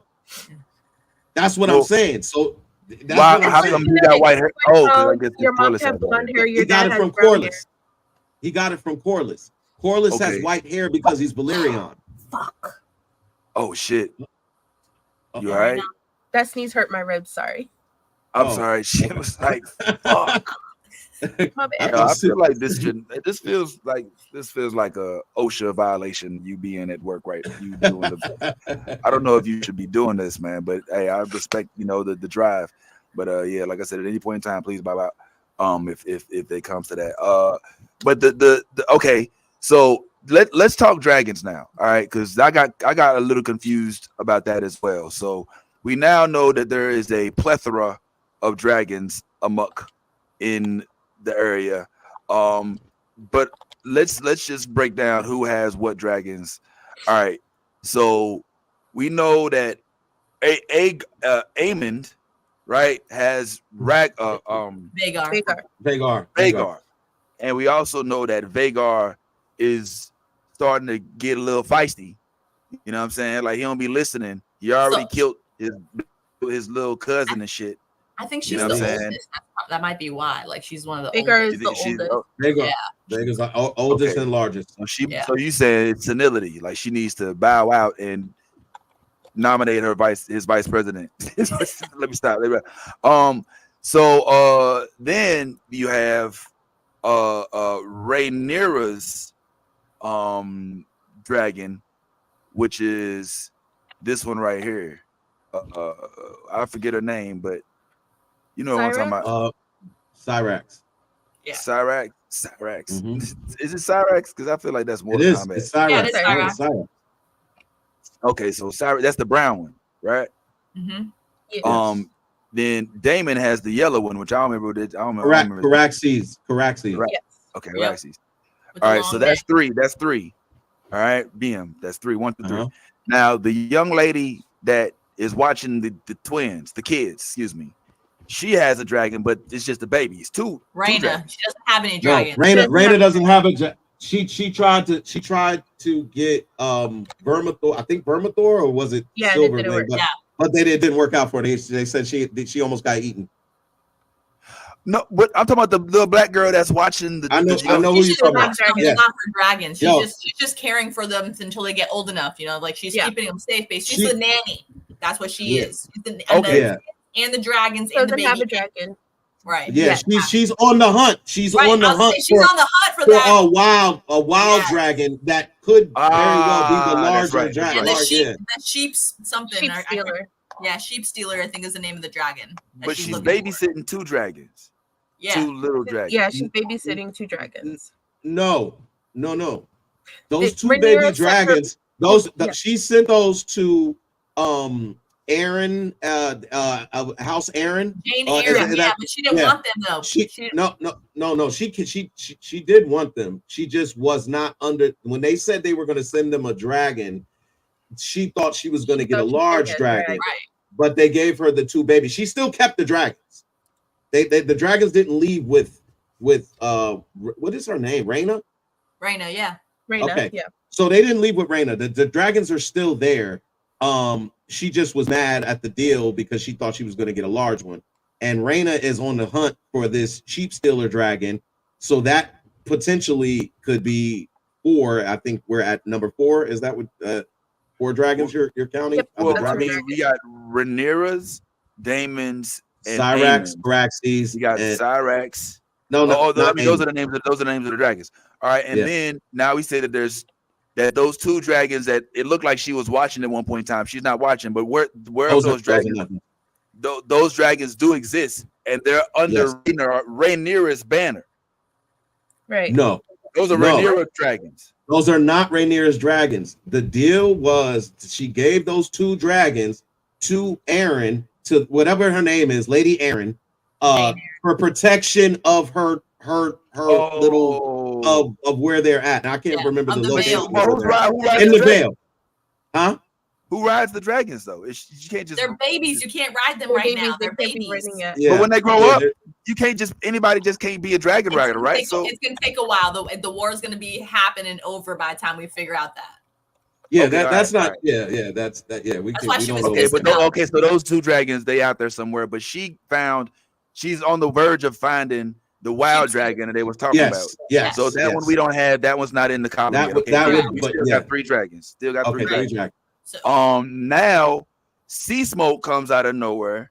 All right, and bucks up on old boy Adam Apollo. Right. Adam Apollo. So now Adam and Sea Smoke beam, and then Ulf Silverwing has Silverwing. Got 1, so that's 5, and that's 4, technically 3 under Rhaenyra, because the deal on Damon still isn't, the jury on it isn't really out yet, because it sounds like he's out. Well, that'd be technically 4.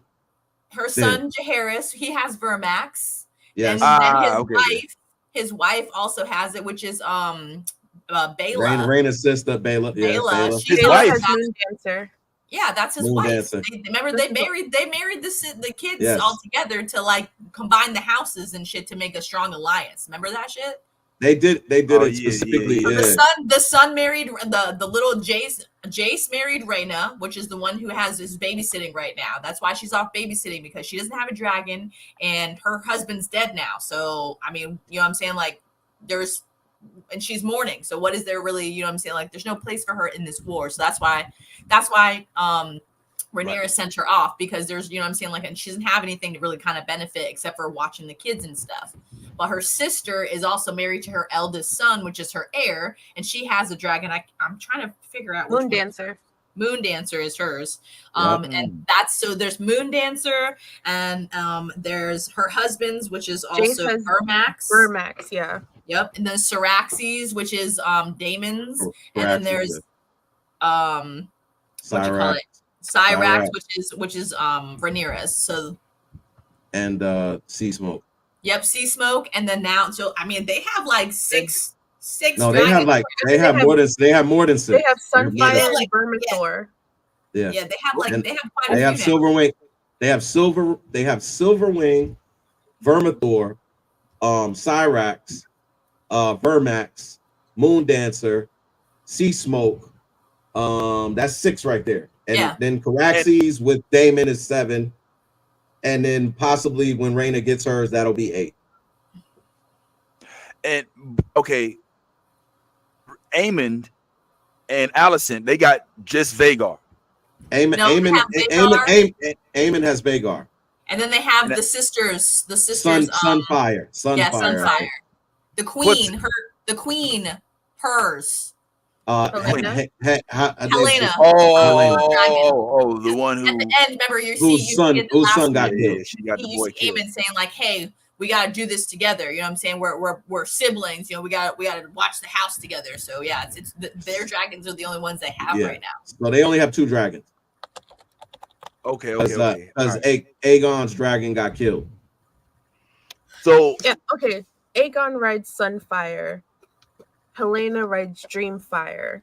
Dreamfire. Okay. Aegon's dragon is dead though, ain't it? Yeah, Sunfire was killed by Meleys. Which I is gotta sad. That was a Meleys hardcore death. And What up, Zion? and Vhagar used to be ridden by the king and the queen, so they used to go on rides together. So they were like paired, and so to see Vhagar kill Meleys was sad. Yo, I heard some people saying some crazy shit, like when old girl fell down with the dragon. Some people was like, well, why she didn't just jump off? And like, that's not how gravity works. Die. Yeah, right. She's still gonna die. What the fuck? Yeah, why she didn't just jump off? Like, I'm like, that's not. I used to think like that. Like, if I ever get in a plane crash or something, then I'm just gonna jump when it gets close to the ground. But that's not how gravity works, unfortunately. No, it's not. If you need an explanation, well, I'll let you. But yeah, but more importantly, Vince, she had already, like, if they had watched the show, Rhaenys had already made her thing. She was already intending to die. You could tell how it was all set up, that she was going in with the idea that I'm not coming back. Yeah, she like said she was already said goodbye to everybody. She was Yeah. like, "This is it. I'm going. I'm not coming." You know what I'm saying? It was like a heartfelt, like, Yeah, because she could have got away. Her and Meleys was leaving, and then they turned around and came back to fight by Vhagar. That was her choice, though. She knew she was gonna go. That's my point. That's my point. Yeah, that's my point. Question: any predictions or ideas or theories about who the mother is? She's some kind of ship. She was someone on the ship, like on under. You know what I'm saying? Like basically that was like a worker on the crew of like one of his ships. So I'm not sure. Is Marilda of Hull a shipwright who gave birth to Adam when she was 16? Yes, and Alan when she was 18. So I guess Adam is the older brother. So she was his work wife. She was his work wife. Yeah, basically, Yeah, so she was. That was his, when he was at sea. That's why he don't go to sea no more, because he had 2 kids at sea. That's why his ass stays at home. I recall. Have silver hair. Okay. Wait a minute. See, because is that too different? Because I thought that they referred to this in the first season. She said something like, "Oh, he's still at sea. I know what you're doing out there," type shit. You know what I'm saying? But I thought that this was what that was. You're saying that there's more of that out there. You say because there's kids with white hair, other kids. Yeah. I get the sense that we're going to meet Mom Dukes in season 3. Okay. You think she's still alive? Yeah. I mean, but the way Adam and why haven't we seen her then? Because we always see Adam and you know what I'm saying? Like we see the two talking, but we don't ever, you know what I mean? And we see them in their own house, but we don't. In the book, she's alive. In the show, they don't mention her. I think that's why they killed off. That's one of the reasons why it was easy to kill off the young lady. Wait a minute, hold on. This is in the book, so this isn't. Wait, I'm sorry for being ignorant about this, but I thought Game of Thrones was one thing. But so you said that this was a different set of books or something? You read the book? So, okay. like in the Game of Thrones series, they go in depth into the history of things a lot, often. Wow. So in the books, she's still alive, and she is one of the people who sails someone's body to its final resting place. I think we're gonna meet her in the next season, and I like gotta how you give said that, Melanie. Nice job. I was gonna say it, and then I was like, I know that's why you stopped yourself. Nice job. Nice, no spoilers. Nice job. Sorry, Vince. I didn't mean to cut you that's off. what's up. Yeah, good point. Now don't worry about it. I do think that this season, one thing I hate about Game of Thrones, and I know this is House of Dragon, but is that they always leading up to the last couple seasons managed to work you up to the edge and then kill the season, and then you got to wait till the next season, and then they start the shit. Like they never really give you that payoff season finale. The season finale ends in pearl clutch cliffhanger, and then you wait to the. And I think that's going to happen again, but it does at least feel like we're going to get, because we have been getting decent action. We've been getting dragon scenes. That's what we really want. And the dialect is so dope. How they managed to make shit sound so common, so like modern, but in that tongue of that era. But I did want to say this, because shout out to Dizzy Death for this comment. Ty, you mentioned this to me. It's cool that they have both mother and father from Raised by Wolves in HOD. Shout out to Dizzy Death for the comment. Yeah. I see that this is father, but I did not see mother. You saying that I've completely missed mother? I told you she was she was at the castle. She was in King's Landing, and she's like one of the servants. And she just she came in the room and said something, I think, to Helena at one point, and then walked out. It wasn't like she's been showcased on the show. She was only in one scene. But yes, she's Lady Jane Eyre. Yeah, I was gonna say she is Lady Jane Eyre. Yeah, no, yeah, she's Lady Mother is Lady Jane Eyre. I had to go back and look at a good wig on. It looked the hair made a difference. Mother, yeah. Okay, all right. So I retract that statement. Yeah, it was Lady so Jane she does. Yeah, she's the one that has the dragons now, the 2 baby dragons. Yeah. Oh, her name's Amanda. That's why she looks so weird. Like you were looking at her, like, how do I know this woman? Like, I swear. I knew who she was as soon as I saw her. I just didn't know if I had seen her. Wow. I know. Look at the difference though, like from mother with the hair. Like, with the hair. Yeah, she had long hair. Yeah, yes. long hair. Wow. Definitely, okay. it looks totally different person. Like it's crazy. Yeah. Mother. Okay. Yo, I still miss that show. I know, right? Robbed. No, we were robbed. We were robbed. They set it up like it was about to get all good. We're good. Yeah, we're good. It was grandmother and shit, man. Yeah, man. We need a finale. We need to start having folks sign a petition to bring back Raised by Wolves season 3, man. No, we need to bring back Lovecraft Country. If now we're at a point where I'm saying we got. I don't know. I think that might have died with Scotty's reputation. I ain't gonna. But who knows? Maybe he can be replaced. It might be the case. It is just in case anybody's watching. Yes.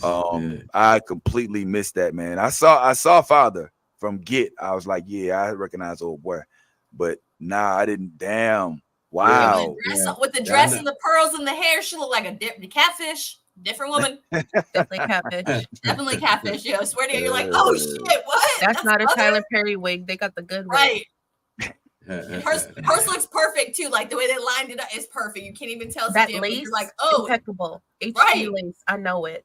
Before we go, Oh, I'm sorry. Go ahead. Yeah, go ahead. Can I ask you guys a question? So how hard did you laugh when at the almost ending scene, basically, you know, after this buildup of, you know, Damon fucking getting on his horse to fucking ride through the town to get to his damn dragon, to get on the dragon, to fly, to get almost to like where he wanted to go, to be like, oh hell no, turn around. I'm not gonna lie, that was joyous. And then she's just sitting there looking at him like, I cannot wait to fucking kill you for my kid, for fucking the princess. Oh, oh, justice. Her face was like, justice will be served. That's right, bitch. Fly back. That was beautiful. It was given the clumps from Nutty Professor. Come on, Cletus. Come on, Cletus. Come on, Cletus. It was giving come on, Cletus energy, bro. I was with it, bro. I was ready. I felt it was one of the few redeeming moments that you get in this season because everything's so tragic. It's tragedy after tragedy after tragedy. And so it was gratifying as fuck, you know what I'm saying? Especially, you know, knowing what happens in the future with Ned and all of that. Question I have is what say you about the love affair with Rhaenyra and the concubine young lady? My Sarah. Yeah, everybody's writing now. It feels forced, but I'm happy for him. Go ahead. Is that a thing? Because I mean, we only saw one kissing scene, so is that a thing yet, or was that just like I have? You know what I'm saying? Like, is that like I'm in college and I want to experiment? You know what I'm saying? Like, I'm trying to figure this out. You know what I mean? When in Dragonstone. When in Dragonstone. You know what I mean? Just saying, my husband's not home. You know what I'm saying? Like, I'm. You think it's just a moment of weakness? Yeah, I mean, I feel like as soon as Damon comes back, he's either going to enjoy that or he's going to dissipate that shit because this is totally, first of all, that's what they're doing is totally against the rules. You can tell how they're moving that like this is not, because you know typically a king or a queen can move how they want to move, but when it comes to messing with commoners, you can tell by how Alicent is with Kristen, because you as royalty you're not supposed to mess with the commoners. Right. Yeah, obviously they are, because there's so many bastards running around. But this is frowned upon. This is definitely frowned upon on the women's side. The men, right. You know, they go and do what they want. You know what you call as a concubine at the whole. Yeah, we know. So I mean, but this is definitely serious because Mysaria has been there for Rhaenyra throughout this whole process. Right. Not only is she helping her to get everything done that she needs to get done. Remember, Mysaria is still pulling strings in King's Landing. That's what kind of pull she got. Yeah. And then she's playing to because you know Mysaria is all about Mysaria. Like, and she's made that very clear. So she's playing to whatever role she has to play with the queen. And I think it is definitely serious. I think that at some point there's gonna be a love affair here. Like I think I don't know if Damon, because remember Damon was messing with Mysaria too. So I know. Well, that's what I'm saying. The throuple is could be. He's either gonna join or he's gonna separate that shit and like announce it and it's gonna be bad. It's gonna be fucking bad. That's all I'm saying. But since we're talking about bastards and everything, can we talk about how fucking fertile Sir Christian Cole is? I mean, Rhaenyra had to drink the tea when she was a fucking teenager, and Alicent has to drink the tea now. I'm just saying, he be fucking getting everybody pregnant, dog. Everybody pregnant. The little tea that Alicent had, Rhaenyra had to drink that same shit when she was fucking around with him. When she was like, before she married. Yeah, well, you know, as the guards that he, whatever the castle guard that he's taken, whatever they call themselves, they take an oath of celibacy. He's not supposed to be having sex at all. So he's been retaining that for a while. That's what I'm saying. That's some potent stuff. Yeah, that's some potent stuff. Yeah. He's the only consort that can't, you know, he can't get a bastard out. I'm just saying, like. Yeah, that's crazy. It's always got to be secret. Well, much to discuss. We didn't get a chance to even talk about the finale of the Boyz, which happened We didn't get a chance to talk about the Acolyte finale, which I know is controversial because, you know, not everybody's a fan. So we definitely have more things to discuss, which we will once again next week. Thank you all for following. We're running low on time. So I'm just going to go ahead and say, hey, appreciate everybody for pulling up on those areas that you are, you know, Facebook, YouTube, stream, Twitch, Spotify, iHeartMedia, all of that. And on behalf of all us, man, be your authentic self. If you're not being fake, and in all things you're a geek, go ahead, let that geek flag fly. No long outro. We out.